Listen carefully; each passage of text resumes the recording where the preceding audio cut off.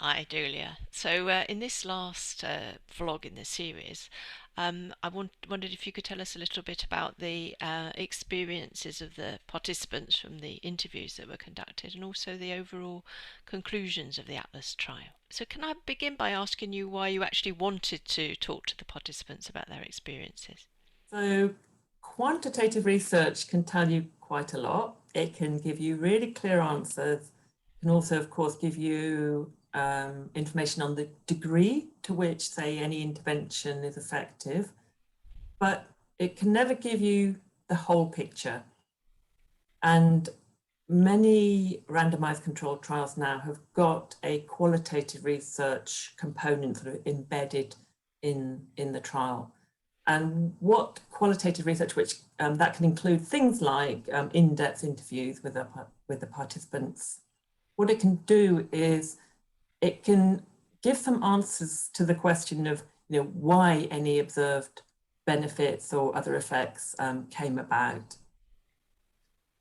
But also it can do something a bit more than that. I think it can give you a more nuanced understanding of the results. So if you take the example perhaps of somebody, who maybe they've still got some neck pain, but it might be that in the process that their whole attitude to it, their whole attitude to themselves, to their way of dealing with it, all of that might have completely transformed, in a very positive way. So to kind of reduce all of that to one simple measure of amount of neck pain, it doesn't really give you the big picture. So in Atlas, there was a qualitative qualitative researcher who was part of the study team, and she conducted in-depth interviews with participants, like a sample of the participants from each of the three groups. And she did this at around about 6 months, which is when people would have recently finished their course of acupuncture sessions or Alexander lessons. And then she did it again at 12 months near the end of the study, so that you get an idea of kind of longer term changes. And what were the main themes that came out of the interviews with the Alexander lesson group?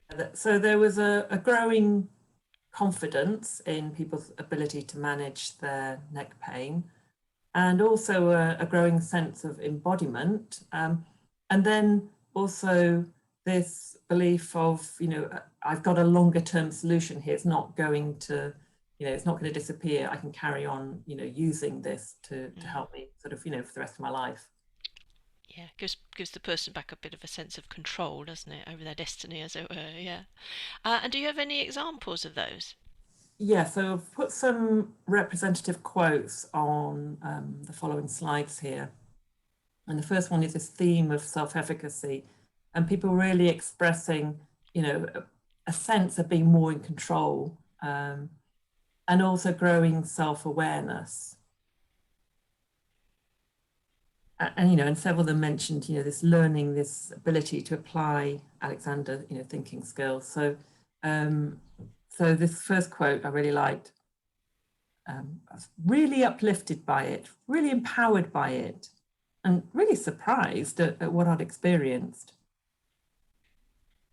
And then another person said that if you're in pain or uncomfortable, well, you bring your attention to it and you kind of relax your shoulders and stuff like that.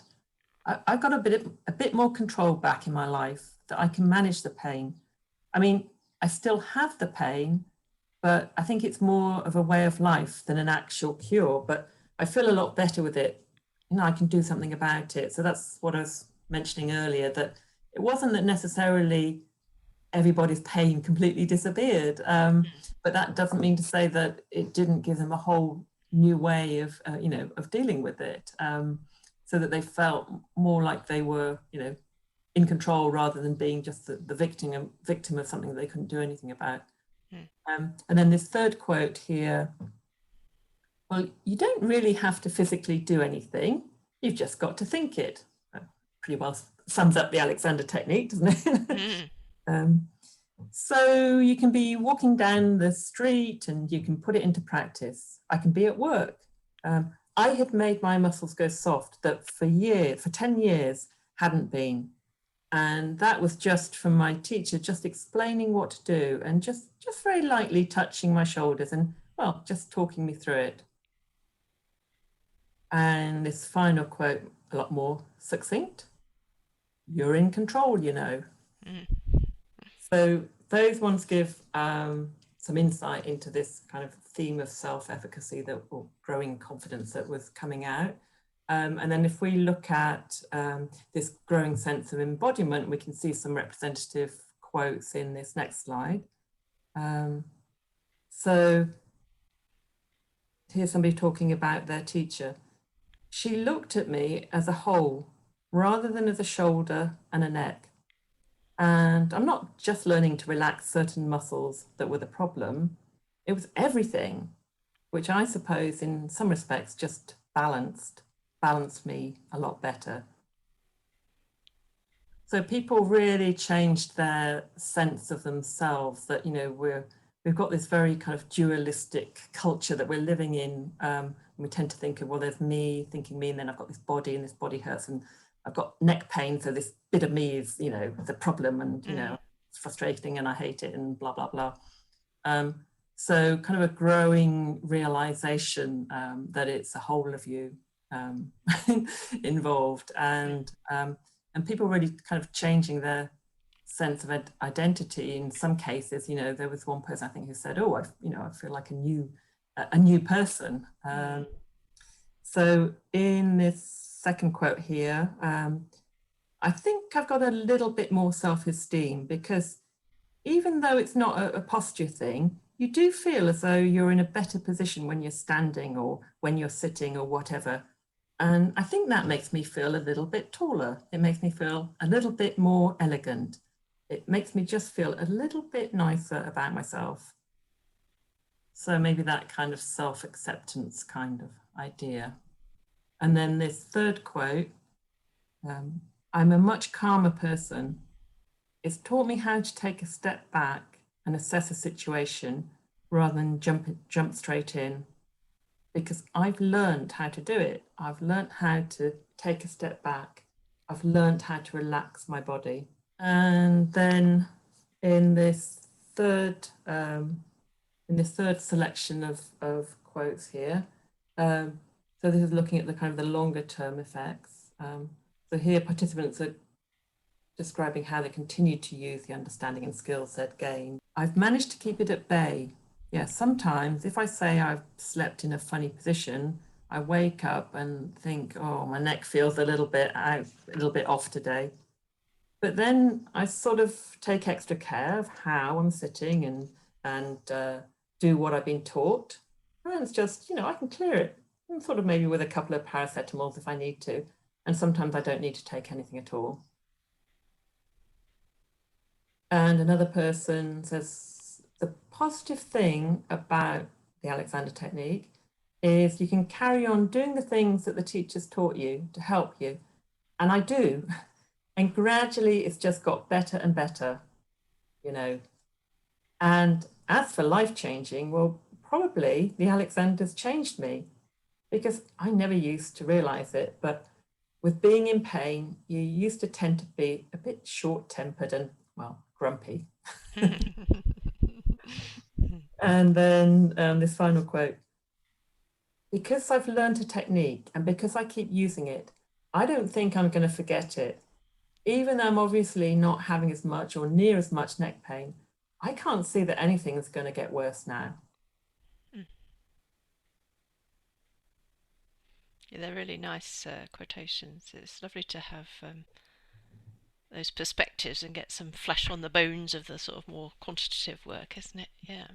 So taking all the findings together that you've been telling us about over the last few blogs, the both the quantitative and qualitative, what would you say were the main findings from, or the main conclusions from the Atlas trial? So apart from the main finding of the reduction in pain and associated disability, I think the fact that that was at least in part related to improvements in self-efficacy. I think also the data from the qualitative research showing that the growing sense of confidence, a growing sense of embodiment, this growing knowledge that this is a long-term solution that I can use for myself to keep myself well. So there's all of that. So really just the fact then that the Alexander lessons are promoting self-efficacy, they're promoting self-care, I think is really important. And that's not really going to be news to any Alexander teacher.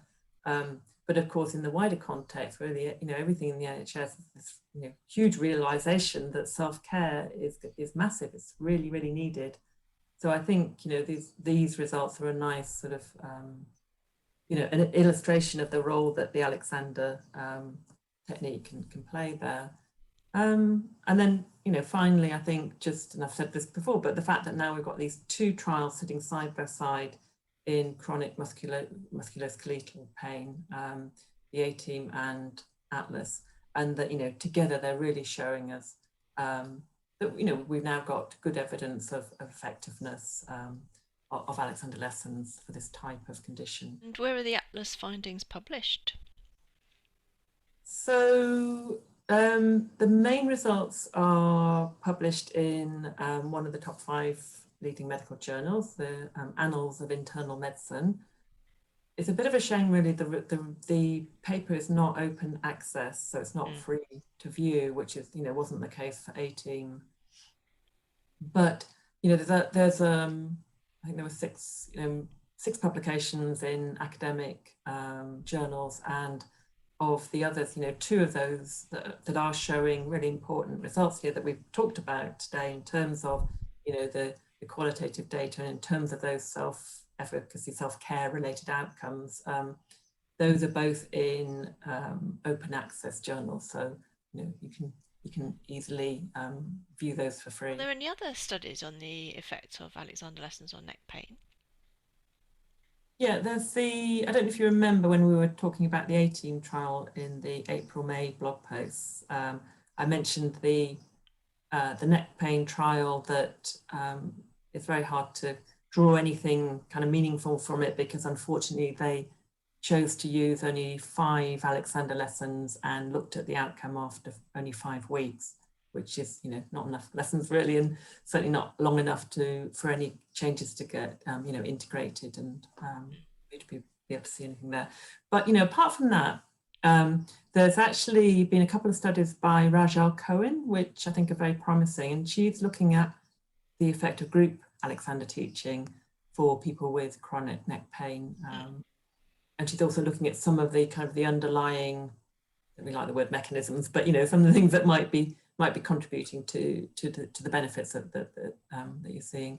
So, well, there's a small, preliminary, but very, very promising studies. And are there any resources that people can look at if they want to find out more? Well, there's certainly all the publications that I mentioned, especially the free to view ones. We'll put links to all of those and to some other information on the Alexander Studies Online website, kind of alongside this footage. Okay. Right, well, that concludes the end of this second series. So thanks very much, Julie. It's been really interesting. Thanks. It's been a pleasure. Thanks, Charlotte.